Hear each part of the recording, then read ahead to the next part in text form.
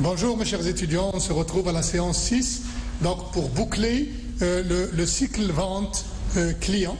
Donc nous avons vu dans la séance 5 les ventes tout court, dans la séance plutôt 4 les ventes, dans la séance 5 nous avons vu les coûts des ventes et les encaissements, et puis maintenant nous allons voir les comptes clients, c'est-à-dire les débiteurs et les provisions pour créances douteuses.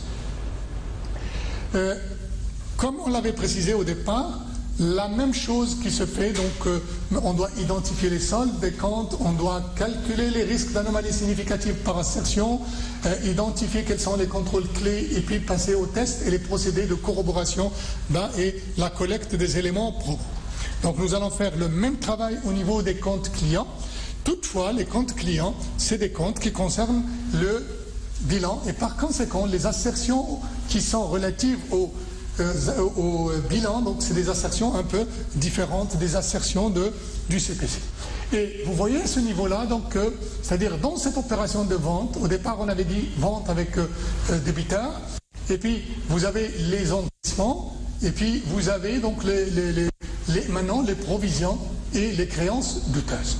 Donc nous allons traiter ces trois éléments, les comptes clients, les provisions, et puis donc les créances douteuses, donc on verra comment on doit les traiter. Et puis je précise bien que les provisions donc sont des estimations de la direction générale, et puis s'il y a des anomalies là-dedans ou des écarts entre l'auditeur et la direction générale, ça peut être qualifié d'anomalie de jugement. Donc le calcul, on passe directement au calcul des risques d'anomalie, des estimations, c'est-à-dire la quantification du risque d'anomalie significative par rapport aux assertions. Donc nous avons l'assertion d'existence, nous avons l'exhaustivité, l'évaluation, imputation, droit et obligation. Et nous allons nous poser la question donc, à tous les niveaux. Donc quel est le contenu de cette assertion? Qu'est-ce qu'on cherche à travers cette assertion? Et puis en même temps, quel est l'objectif de l'auditeur à travers cette assertion? Parce qu'à travers cet objectif, on va définir les procédés, les tests de contrôle adéquats, etc. Donc une créance, il faut qu'elle existe. Hein? Il ne faut pas qu'il y ait des comptes de clients fictifs. S'il y a des clients fictifs, ça veut dire qu'il y a des ventes fictives. Et par conséquent, donc, on doit vérifier donc, tous les comptes clients. Et là, je précise une chose, donc on n'est pas comme dans le cas des ventes où on va vérifier donc, les factures, etc. Donc on a les factures, on a les bons de livraison, etc. Les bons de livraison, c'est un moyen qui vérifie donc, que le client a bien reçu la marchandise et par conséquent, le client existe. Mais il y a d'autres moyens parce qu'à ce niveau-là, on va vérifier en même temps les opérations qui se sont déroulées au cours de l'année avec un client. Mais le plus important également, c'est le solde qui va se trouver à la fin de l'exercice, et le solde, donc ça nécessite une confirmation donc de la part du client. Et quelle que soit la stratégie qui sera adoptée par l'auditeur, qu'elle soit mixte ou corroborative, donc il y a des comptes au niveau du bilan qu'on ne peut vérifier que par la corroboration et par la confirmation externe. C'est le cas des soldes clients.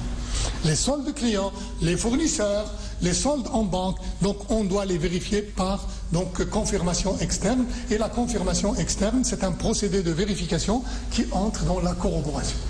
Donc, on doit vérifier est-ce qu'il n'y a pas de compte fictif. L'auditeur doit s'assurer que les débiteurs correspondent à des comptes dont les marchandises ont été expédiées et que l'encaissement a eu lieu. Et par conséquent, le meilleur moyen qui nous permet que le client existe, c'est le bon de livraison qui est signé par le client. L'exhaustivité, on ne doit pas ou omettre certains clients, et puis il ne faut pas que certains clients ne soient pas enregistrés en comptabilité, et l'auditeur donc doit s'assurer, qu'aucun compte client est enregistré à chaque fois qu'une marchandise a été expédiée. Ça veut dire qu'il n'y a pas eu d'omission. Et en conséquence, il doit vérifier les bons de livraison. L'évaluation et l'imputation, le compte client doit être enregistré à un montant supérieur à l'espérance de l'encaissement. Ça c'est inadmissible. On ne peut pas enregistrer un compte client plus que sa valeur. Et puis, le compte client enregistré dans une mauvaise rubrique comptable, c'est inadmissible parce qu'il n'est pas imputé au bon compte. Et l'objectif de l'auditeur à ce niveau-là, c'est de s'assurer que les comptes clients sont adéquatement évalués. Ça veut dire que les valeurs qui sont là correspondent bien donc exactement à ce qui est sur la facture. Et puis s'assurer que les comptes clients sont enregistrés dans les rubriques adéquates. Ça veut dire lorsqu'on a les comptes clients, ben, on ne peut pas tout enregistrer dans les clients 3421. 3421, ben, c'est un compte général, mais à l'intérieur, on doit créer des comptes auxiliaires par client et à chaque client, on doit imputer la valeur qui lui convient, l'encaissement qui lui convient, le rabais qui lui convient, etc. Les droits et les obligations, ben, si vous avez des créances clients, ça veut dire que vous avez des droits. Donc on ne peut pas avoir des créances fictives. Ben, s'il y a des créances fictives, ça veut dire qu'il n'y a pas de droit. Et par conséquent, donc, il faut s'assurer que les comptes clients appartiennent effectivement à l'entreprise. Donc, et là, donc, on peut parler des formules de factoring, etc. etc. Donc est-ce que la mobilisation des créances, est-ce qu'il y a des comptes qui ont été mobilisés ou qui ont été cédés à des facteurs et qui sont toujours là? Donc on doit s'assurer là, donc pour voir est-ce que l'entreprise pratique ce type de mobilisation de créances. Et puis on va voir quels sont les contrôles clés qui vont suivre. Donc, parce qu'à travers ces contrôles, vous allez le voir par la suite, il va y avoir des tests et des procédures qui vont venir. Donc, nous allons vérifier le numéro du client avec chiffre de contrôle. Donc, le numéro de client, parce que chaque client, on va lui affecter donc un numéro. Et puis, donc, les contrôles qui sont effectués donc au niveau des reporting mensuels hebdomadaires sur les encaissements. On verra, est-ce que c'est bon. La politique de création de nouveaux comptes, on ne doit pas autoriser à n'importe qui, surtout lorsqu'on travaille sur des systèmes informatisés, on ne doit pas autoriser à n'importe qui de créer un compte client. Un compte client, lorsqu'on le crée, donc c'est un compte qui est créé, donc qui est vérifié par un comité, et puis donc il est mis sur un fichier maître, et puis donc personne n'a le droit de le modifier, sauf les personnes autorisées. Donc le processus de pouvoir et d'autorisation, qui autorise donc les clients, qui autorise les notes de crédit, qui autorise les lignes de crédit, etc.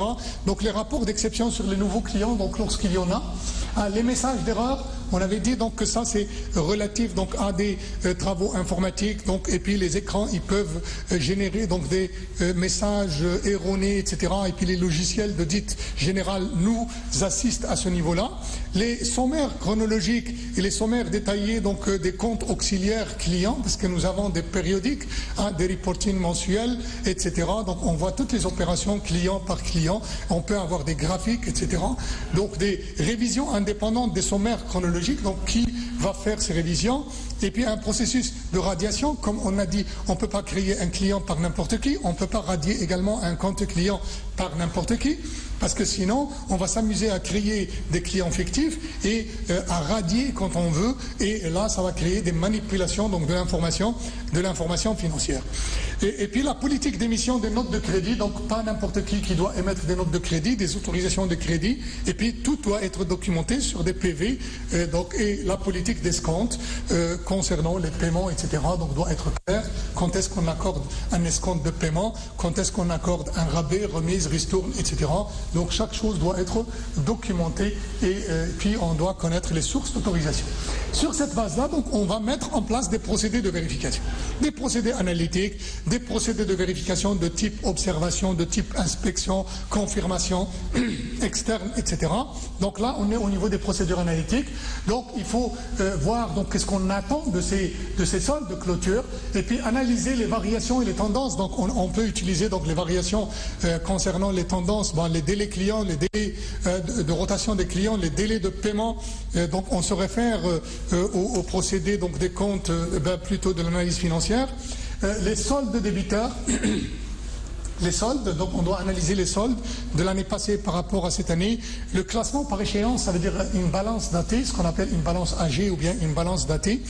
Donc les délais moyens de recouvrement des clients, donc ça nécessite le calcul des ratios également. Les soldes créditeurs des débiteurs, s'il y a des clients qui ont des soldes créditeurs, ça veut dire s'ils ont des avances ou bien on leur doit quelque chose. Et puis les autres variations, donc tout ça, donc tout ce qui est anormal, tout ce qui est imprévu, tout ce qui est inhabituel, donc doit être examiné par l'auditeur. Et puis la liste des comptes clients, donc nous allons vérifier l'exactitude arithmétique des calculs au niveau des comptes clients, les sommes des montants, des additions, des soustractions, etc. Vérifier la concordance des montants avec le grand livre. Bon, le grand livre, donc on a des grands livres auxiliaires, des grands livres général, et dans le grand livre auxiliaire, bon, on a tous les mouvements, donc entrants et sortants au niveau d'un compte client.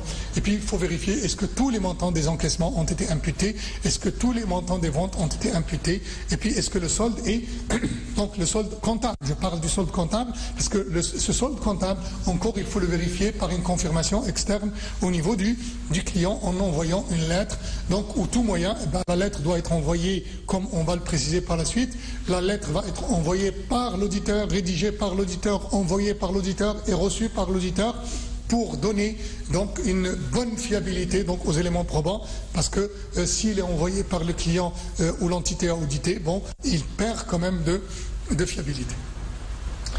Vérifier également la concordance des noms, des montants, etc. donc avec ceux qui figurent donc dans le grand livre, et demander au personnel s'il y a des comptes clients donc qui n'ont pas été enregistrés, hein, donc où il y a des clients qui ont des traitements de faveur et pourquoi ils ont des traitements de faveur, et ainsi de suite.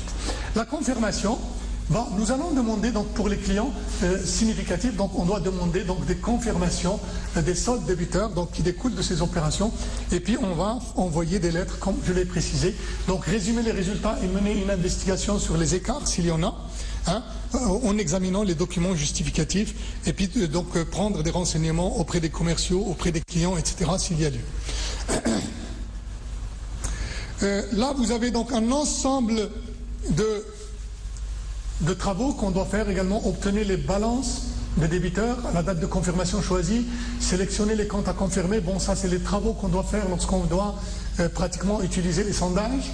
On peut stratifier les comptes clients, les clients dépassant un certain niveau, les clients d'un certain montant, etc. Donc les demandes de confirmation, on a dit poster dans des enveloppes, etc. J'en ai parlé. Poster les avis de rappel, etc. Remettez aux clients des copies de toutes les confirmations reçues, remettez une liste des clients qui n'ont pas répondu, parce qu'on va avoir des clients qui répondent, des clients qui ne répondent pas. Les clients qui ne répondent pas à nos lettres de confirmation, donc on doit entamer des procédures supplémentaires, c'est-à-dire donc vérifier à la fin de l'année, au début de l'année, tous les encaissements, décaissements, etc. pour s'assurer des soldes. Et puis on a d'autres moyens de confirmation, donc on peut appeler par téléphone, par email, etc. Donc on a tous les moyens donc pour s'assurer donc d'un client.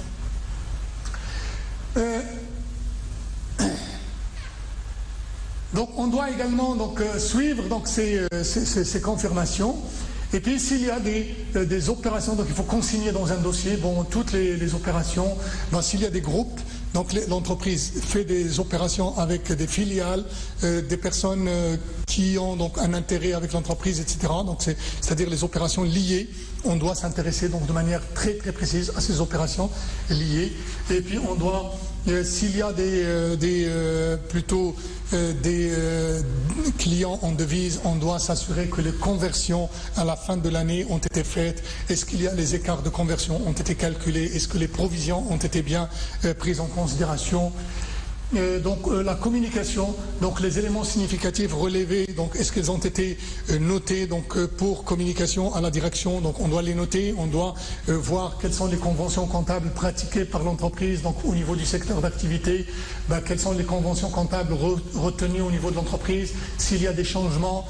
Donc tout ça, donc on doit s'y intéresser dans le cadre des méthodes et des conventions comptables. Bon, s'il y a des signes de fraude, ça veut dire des clients fictifs, des clients qui ne sont pas comptabilisés, des clients comptabilisés, surévalués, sous-évalués, etc.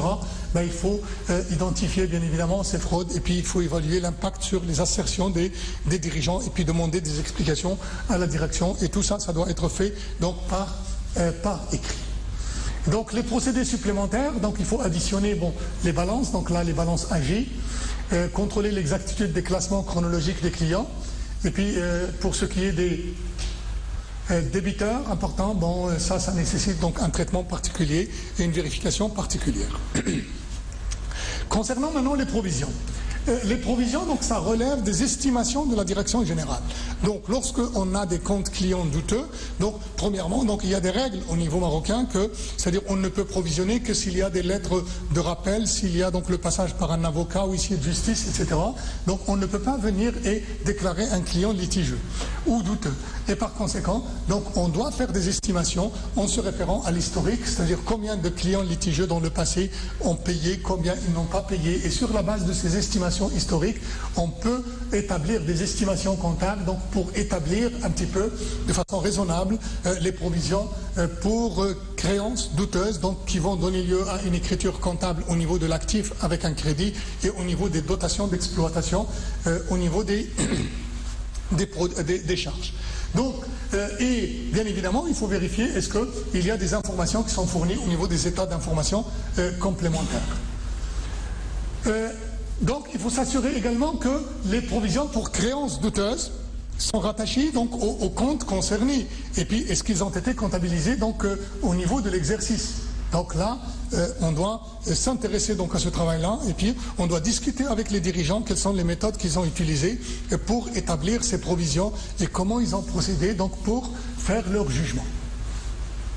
Bien évidemment, donc, s'il y a un échantillon convenable, donc on doit faire un échantillonnage donc, et vérifier, bon, s'il y a peu de comptes clients douteux, donc on va pratiquement les vérifier de façon exhaustive.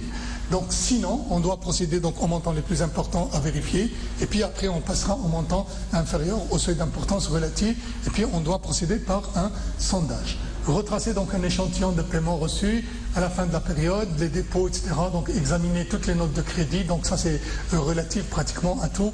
Les radiations des débiteurs, ça veut dire que des clients qui deviennent carrément impayés et par conséquent, c'est des clients qu'on doit déclarer comme créances non récupérables et puis il faut les annuler et les passer en compte de charge. Et bien évidemment, il y a la TVA qui va avec, etc. Donc ça c'est un travail que doit vérifier l'auditeur. J'ai en fin de compte donc un cas, donc le cas, donc le temps ne permet pas de le retracer, mais généralement on le fait dans le cadre des travaux dirigés. Donc je vous remercie donc vivement mes chers étudiants pour votre audience. Donc on se retrouvera dans la séance numéro 7. Merci infiniment.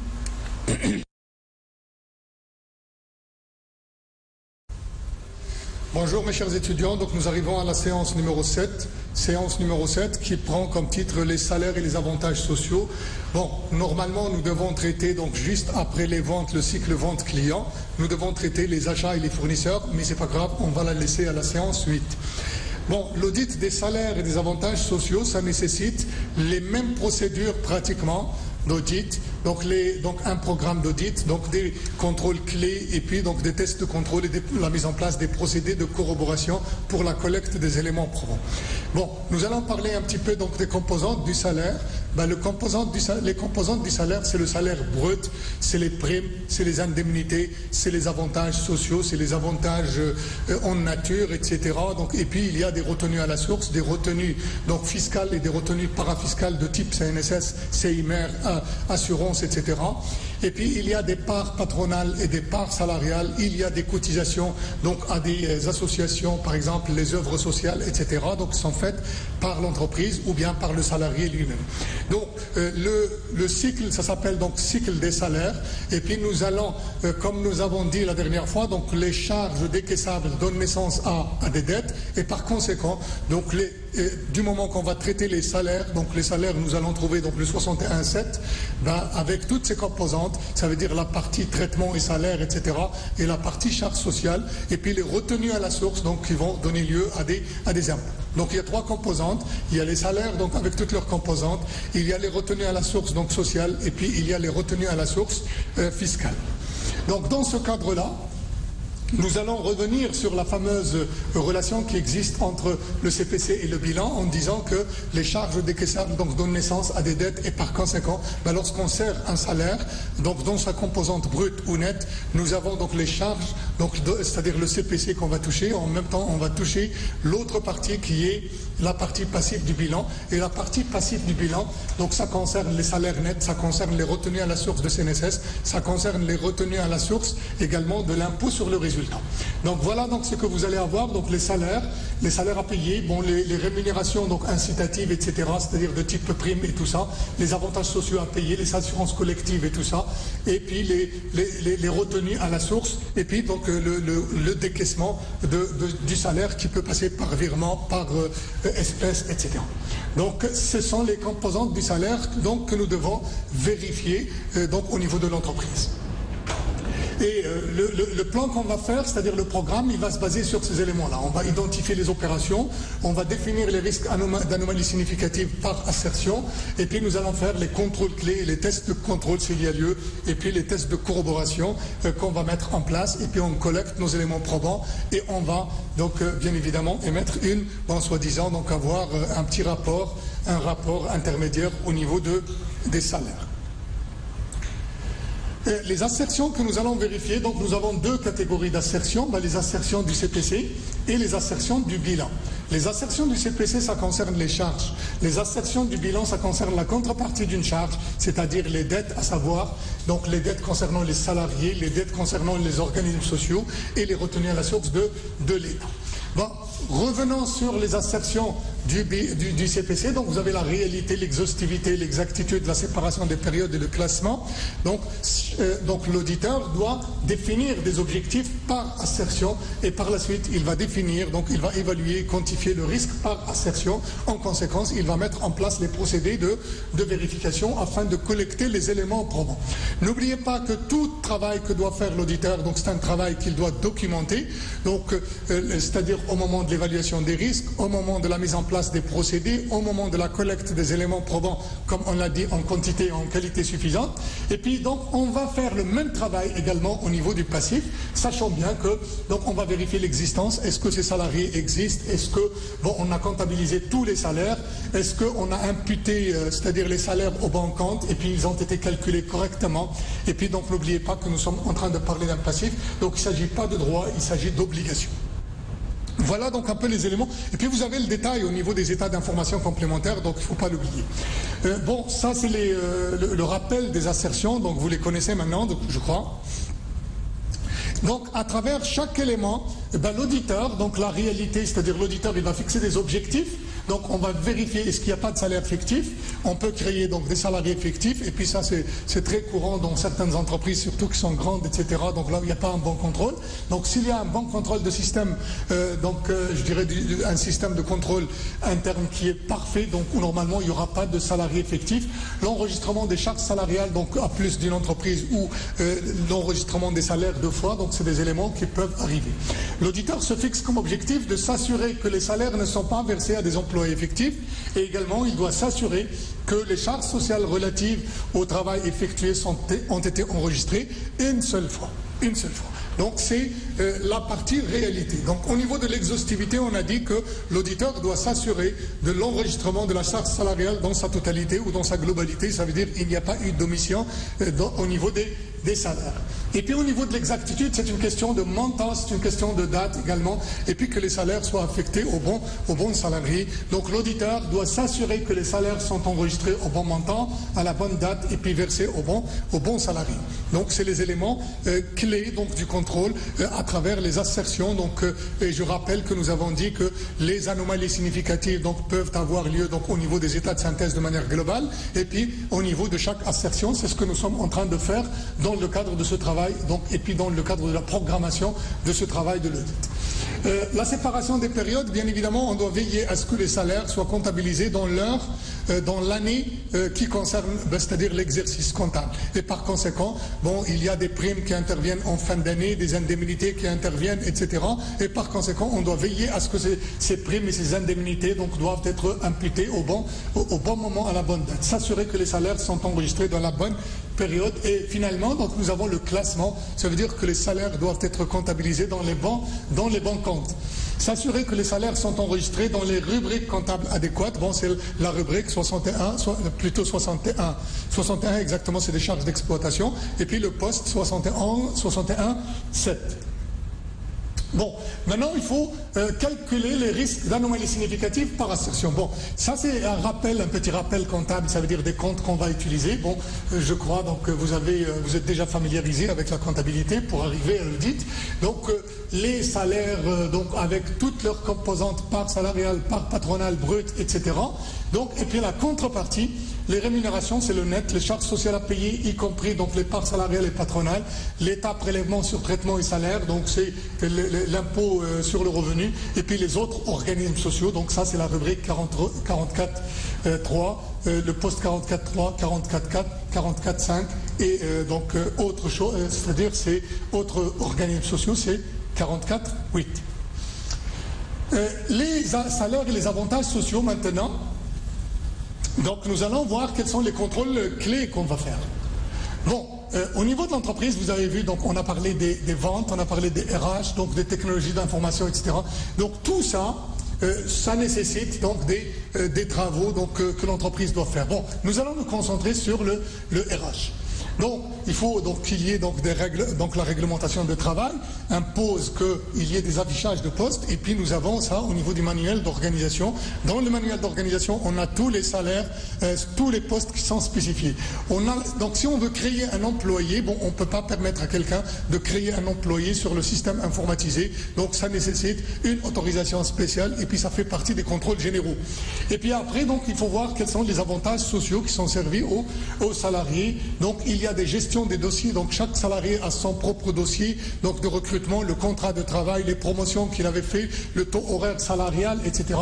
Et puis au niveau des RH, on a toujours des horodateurs ou bien ce qu'on appelle des fiches de présence, des fiches de temps, ça dépend des entreprises, comment elles les appellent.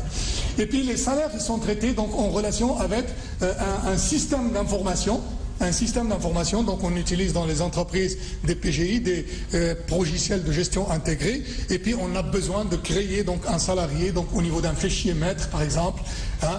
Donc là c'est le travail de la direction informatique, et puis donc on doit veiller donc à vérifier les créations des employés et le départ des employés, parce que dans les grandes entreprises il y a des recrutements, il y a des départs, et puis pas n'importe qui doit être autorisé donc à créer des fiches maîtres d'employés et puis un fichier maître d'employés, parce qu'un employé, donc, il subit des modifications au cours de sa carrière, donc en termes de promotion, en termes de changement de situation familiale, en termes de nombre d'enfants, en termes de congés payés, etc.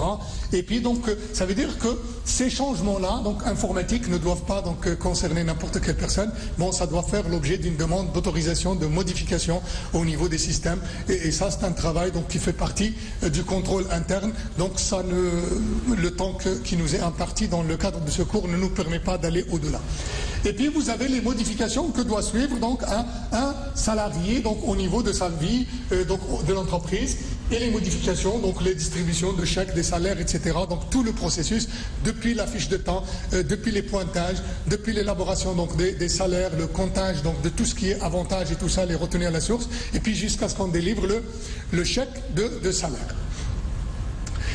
Nous allons voir donc par la suite quelles sont les procédures de corroboration que nous allons mettre en place, et puis nous avons parlé donc de procédures analytiques, de tests de contrôle, donc de l'inspection, de l'observation, de la confirmation externe, etc. Ben, l'auditeur, en fonction de ses objectifs qu'il avait tracés donc à l'égard, c'est-à-dire ses attentes à l'égard des soldes, des salaires, etc. Donc il doit procéder à une revue analytique des variations des tendances significatives, donc il doit comparer les salaires d'une année à l'autre, et puis voir le nombre de salariés l'année passée, le nombre de salariés cette année, etc. Donc ça, c'est un travail analytique que l'auditeur doit faire. Et puis, il doit également voir toutes les modifications qui ont eu lieu donc, au niveau des salaires, et pourquoi ces modifications ont eu lieu, qui a autorisé ces modifications, les augmentations et les taux de rémunération, est-ce qu'il y a donc une augmentation donc, générale ou une augmentation particulière, etc. Pourquoi certaines personnes ils ont subi une augmentation, pourquoi d'autres, est-ce que l'augmentation est légale ou elle n'est pas légale, etc. Et puis l'analyse des salaires et des avantages donc, par catégorie de salariés, et la vraisemblance donc, des taux horaires moyens des salaires. Donc là il faut faire ce travail et l'analyser.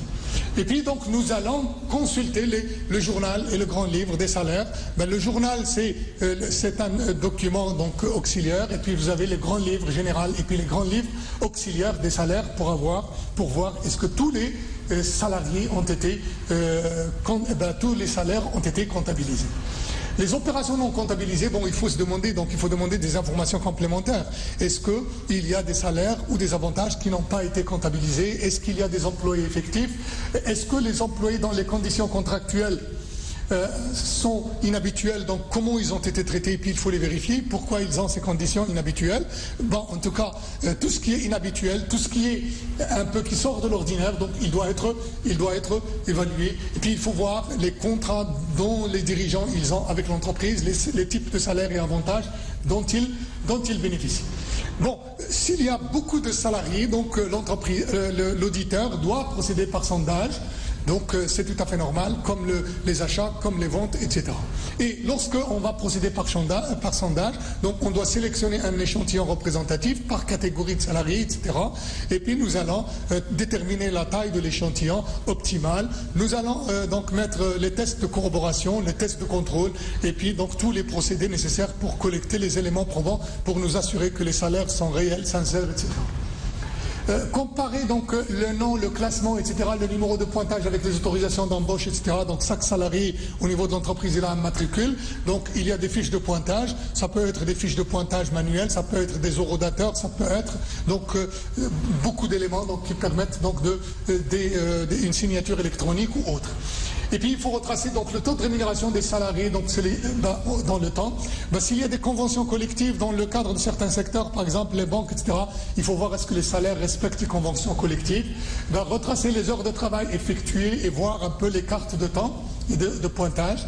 Retracer les heures de travail et le coût de main-d'œuvre des salariés. Bon, vérifier le calcul de la paie brute, la paie nette, etc., pour qu'il n'y ait pas d'erreur. Là, c'est une question d'exactitude. Et puis vérifier les déductions salariales, les retenues à la source, etc. Et il faut vérifier est-ce qu'ils ont été versés. Le système comptable manuel, bon, je passe de tout ça. Et puis j'arrive aux retenues à la source. Au niveau des retenues à la source, donc nous avons les retenues à la source donc de type IR sur les salaires. Nous avons les retenues à la source pour les organismes sociaux, la CNSS, la CIMR et autres organismes. La CIMR, c'est pour le secteur privé. Hein. Dans le secteur public, nous avons la CMR, etc. Donc, à la place de la CNSS, de l'assurance maladie obligatoire, etc., donc vous allez trouver le CNAPS et autres.